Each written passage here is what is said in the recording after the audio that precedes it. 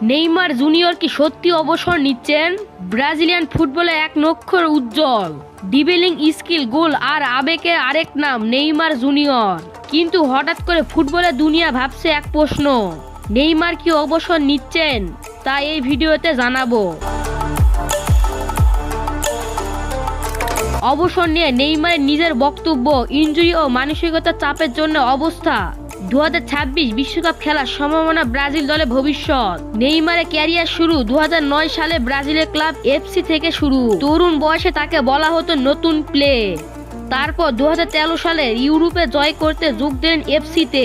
মেসির সঙ্গে গড়ে উঠল নেইমার জুনিয়র। 2015 সালে জিতেন চ্যাম্পিয়ন লিগ। এরপর বিশ্বকাপে ট্রান্সফার গর্জন উঠে।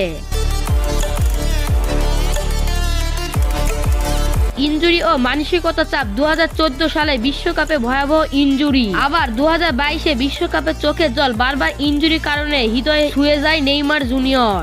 2023 সালে গুরুত্বপূর্ণ হাঁটুর চোট তার ক্যারিয়ারে বড় ধাক্কা হয়। অনেকে বলছেন এই চোটের অবসরের কারণ হতে পারে। নেইমারের নিজের বক্তব্য, বিভিন্ন সাক্ষাৎকারে নেইমার বলেছে, আমি জানি না 2026 বিশ্বকাপ খেলবো কি না।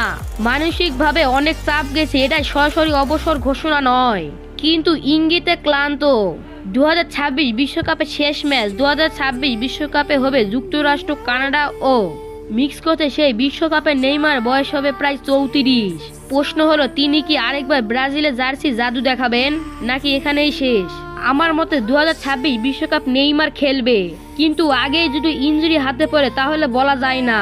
নেইমার অবসর নিক বা নিক, ইতিমধ্যে ইতিহাসের অংশ ডিবেলিং জাদু, হাসি আর কান্না সব মিলিয়ে তিনি এক অনুভূতি নাম নেইমার জুনিয়র। আপনার কি মনে হয়, নেইমার কি 2026 বিশ্বকাপ খেলবে, নাকি শীঘ্রই অবসর নেবেন? জানিয়ে দিন কমেন্ট বক্সে। আর কোনো ফুটবল নিয়ে প্রশ্ন থাকলে আমার হোয়াটসঅ্যাপ চ্যানেলে যোগ দিন, ওখানে সব প্রশ্ন সমাধান করা হয়। ধন্যবাদ।